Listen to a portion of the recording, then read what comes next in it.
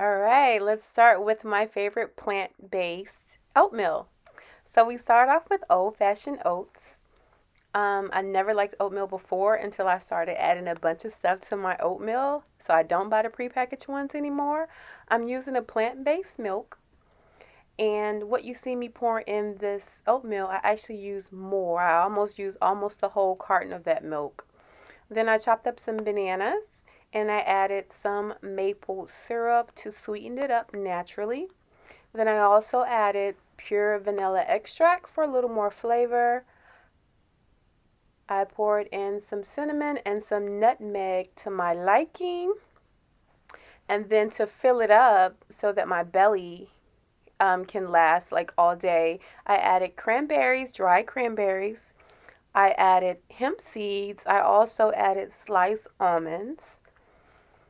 The maple syrup and the vanilla extract really gave it flavor. The cranberries were sweet. I didn't need to add any additional sugar, and this helps me keep my weight down. So I poured in the caramelized bananas. It looks like that because I added milk to it. I added ground flax seeds. That's also for like fiber. Just a little bit of this honey because it will get really, really sweet.